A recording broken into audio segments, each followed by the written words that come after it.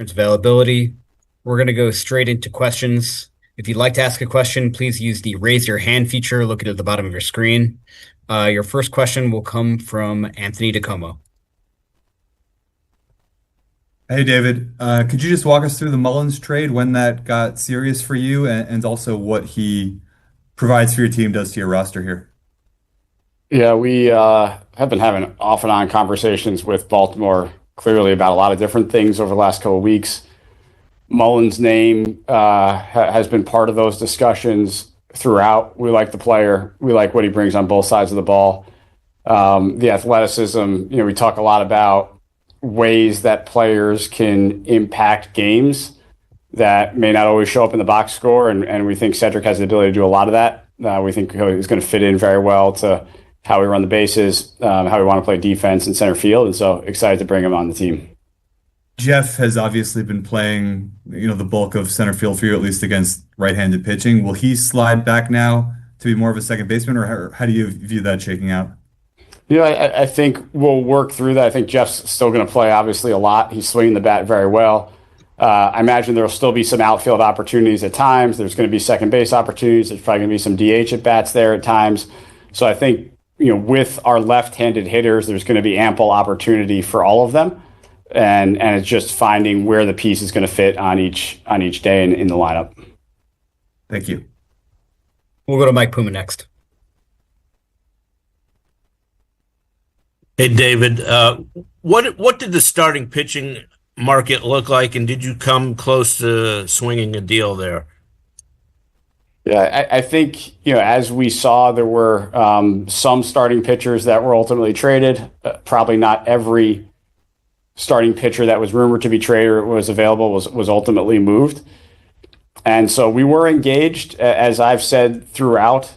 I think there are multiple ways to build a pitching staff. And we focused on the back end of a pitching staff, the bullpen. We're really happy with the arms we were able to acquire who are going to pitch out of our pen. And we have confidence not only in the starters who are here, who we think are going to keep us competitive and help us win games, are also pleased with the development of how some of the guys in AAA are progressing. And we understand that they may not definitely, but they could be part of the mix going forward if needed. You remain committed to Clay Holmes in the rotation at this point, and is there concern about that you haven't been able to get length out of him? Yeah, I think Clay, from a physical standpoint, is in really good shape. And I think the stuff, for the most part, has still been there. But you're right. We got to get a little deeper into games. Clearly, Clay knows that. He's working hard to do that, and I think we'll be able to see it. Next, go to Manny. My question was along the same lines as Anthony's. Just how do you envision divvying up playing time between Vientos, Beatty, McNeil, Mauricio, and Acuna, now that you've acquired a center fielder? And I know that you just said that you'll see McNeil will still continue getting time in the outfield, but just it seems like there's a lot of infielders there at this point. Just how do you envision that playing itself out? The good news is there are a lot of bats to go around. When you're talking about a couple of infield positions, an outfield position, DH at bats, there are a lot of bats to go around. I think all of those guys are going to get plenty of time. Is there going to be one or two guys on the bench each day? Yeah, and then they're probably going to get a really leveraged pinch hit or an at bat late in the game, and so. I think Mendy does a great job of figuring out who the right guys are for the lineup, given who we're facing, the attributes of the opposing pitcher, the attributes of the opposing bullpen, and I think we'll continue to do that. Next, we'll go to Tim Britton from The Athletic. Hey, David, I'm wondering, during this entire process, how much are you projecting out and monitoring what the other contenders in the NL East, like Philadelphia, or in the NL as a whole, like San Diego, are doing or might do? And how does that influence kind of how you build out your plans at the deadline? It really can't influence what we're doing. I think we're focused on following our plan and our strategy.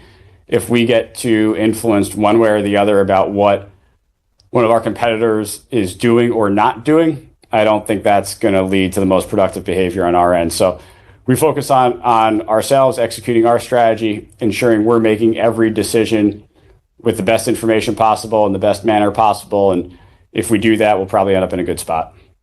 And then, several of the players you traded were not in your farm system, I think, at the start of last season. How different was your farm system valued maybe this deadline versus last year? Yeah, I think the story of this deadline for us is really an amateur talent acquisition and player development story. Our amateur talent acquisition departments and our player development group put us in position to be able to have this type of deadline where we're able to go out, acquire players that we think are really going to help us at the major league level, and not touch some really high upside players at the top of our system. And so enormous credit to them to be able to bring that type of talent into the organization. And then once they're in the organization, to help them get better. We'll go to Abby from the Daily News.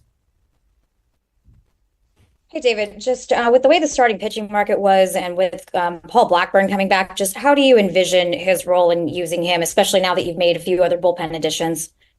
Yeah, we're gonna have to see. Paul's got one more rehab start. We'll see how he gets through that, and we'll go from there. And we'll talk it over with Paul to see what makes the most sense after that. Mike from the AP.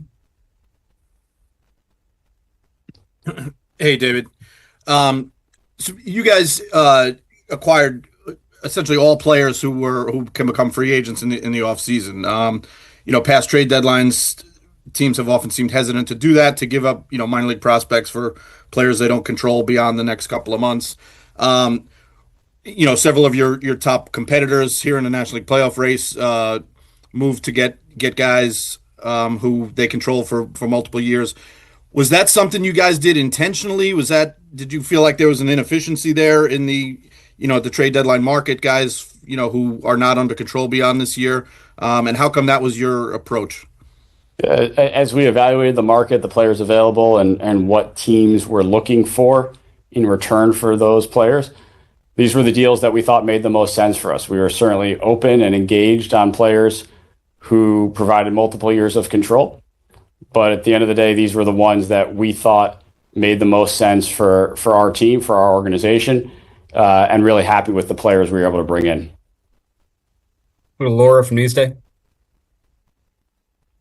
Hey, David, you had mentioned that there are plenty of at-bats to go around for these younger players, but I guess how do you balance that with the general consensus that young players need both consistency, stability, regular at-bats in order to optimize their development? Yeah, it's always a balance, and this is part of breaking young players into the major leagues level. It is rare that you take a position player prospect, bring him to the big leagues on a good team, a team that's expected to go to the playoffs and compete, and just hand that player 600, 650 plate appearances. We're not really in a position to do that. But I think our young guys have responded really well. I think at the end of the year, we're going to look up, and the vast majority of our younger players who have been at the major league level are going to get a pretty representative sample, a really nice amount of playing time. And I think we've seen that benefit them over the course of this year, and I think it will continue to. Dave from Newsday. Hey, Dave, you guys jumped on the reliever market pretty fast in getting Soto last week. And then you got two of the big names off the board yesterday in a market where pretty much all the top guys went. How would you describe kind of the dealings and getting the guys that you did? And did you get that sense it was pretty ultra competitive in your conversations with these teams? It was competitive, absolutely. And it should have been competitive. There are a lot of teams looking for arms. We knew that. We went after some arms that we think are pretty talented, and so we expected it to be competitive. And it was. And I think we saw that throughout the day today. Even some of the deals that went down to the wire looked like they were pretty competitive deals. Andrew? With those relievers, I guess, what do you like specifically just about what Rogers and Helley bring to the table? I think first and foremost, both those guys can get outs, and they can get outs in high leverage against both sides of the plate. They're experienced guys. They can take the ball, and they do it differently from one another, which was another thing that I think was important for us to bring in some different looks. And certainly someone like Rogers provides that. So very excited to be able to bring in two guys like that who have had success either at the back end of a game or close to the back end of the game in true leverage environments and big spots. And we think both those guys are going to help a lot. And specifically with Helley, how do you feel he kind of complements Diaz in the back? I know they have kind of a similar arsenal, but in what ways are they kind of different?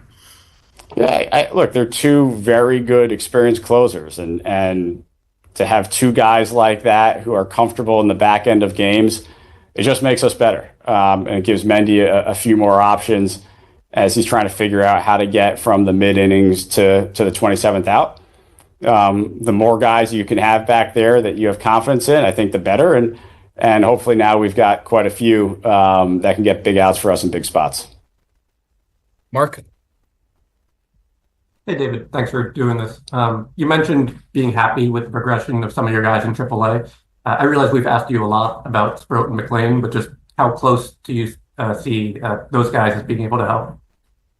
Yeah, I think they can help, and I think it's just a matter of their continued development, which they're doing a really good job of, and then when does the opportunity arise, and is it the right time? But I think both those guys have taken very nice steps forward in their development. We're going to continue to challenge them.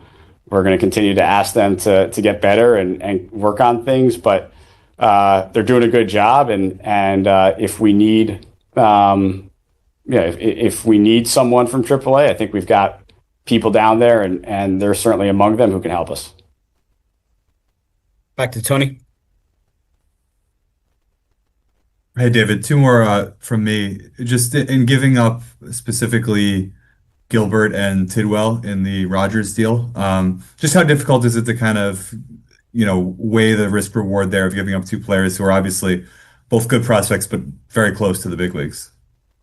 Yeah, they're good players. There's no question they're good players, and proximity to the major leagues certainly factors into these types of deals. And look, we believe we traded a number of players who are going to play on TV, and will continue to play on TV, and I hope they do. These are largely like really good players, good people. We're rooting for them, and we were in a position where we thought that these deals made sense, giving up good players to get players who maybe can help us in a little bit more concentrated fashion right now. Never easy decisions to make, but I felt like the right decisions to make right now. And secondly, you obviously have a big chunk of your lineup right now is healthy on big guaranteed deals in their primes. How much did that, thought of just, hey, the window's open now, we don't know when it's going to be or how long it will stay open, how much did that factor into your desire to be pretty active this deadline?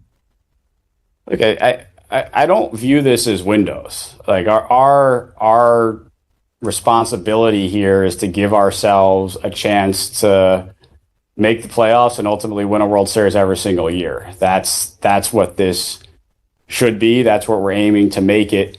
So I don't view this period of Mets competitiveness in a defined window. I view it as the beginning of what should be a very long and sustained period of competitiveness at the highest level. And I think the moves we were able to make the last couple of days certainly helped that this year without, in a very material way, sacrificing some really high upside special talent that could help us in years to come.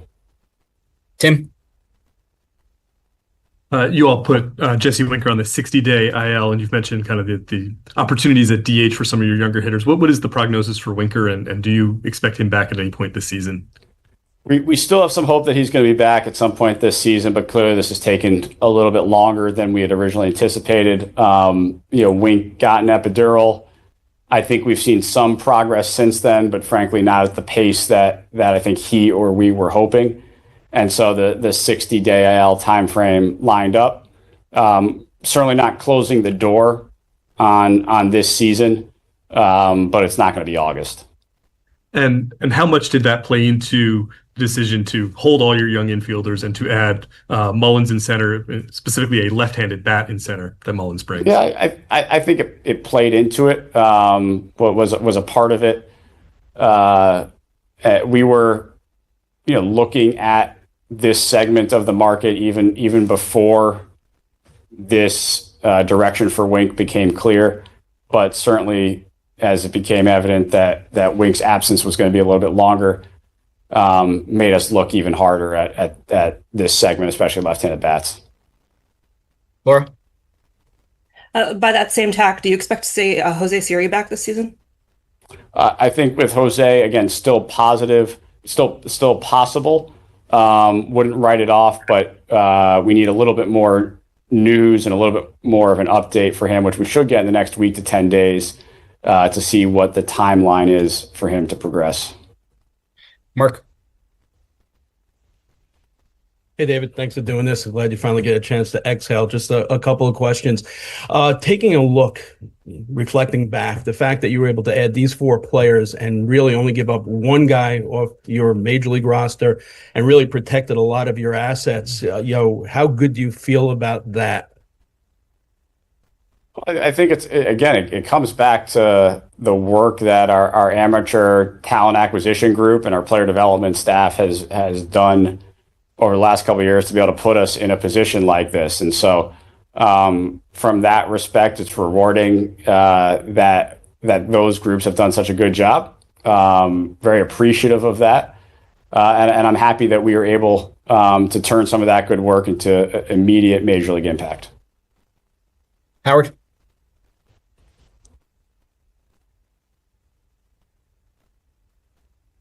I'm sorry, Howard, we can't hear you. We'll come back to you. Mark? Yeah, I just wanted to follow up. You mentioned about some of the minor league pitchers possibly contributing down the road. One of the thoughts is, as you start hopefully looking at playoff rosters, would it be maybe to give Clay Holmes a little bit of a rest and then maybe move him, postseason into the pen as maybe that bulk guy? Yeah, that's not something that we're contemplating right now. We get past the trade deadline.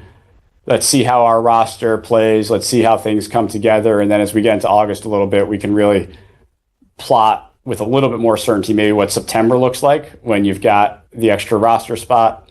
But I think for now, we're going to let this play out the way it is and go from there. And we'll try again for Howard. You hear me now okay? Oh, great. David, Howard, Med Baseball Prospectus. Just wanted to drill down a little bit into Cedric Mullins' numbers this year to see how much they did or did not play a part. Obviously, you guys are pretty lefty heavy, but his reverse splits are pretty significant this year. Wondering how much his production, specifically against lefties, played a part in looking into bringing him in to be part of the puzzle. And then just the defensive metrics are all over the place. So I'm just curious what you guys are seeing, where you think he is as a center fielder at this time. Obviously, the bat plays regardless, but wondering what you guys are seeing on the defensive side.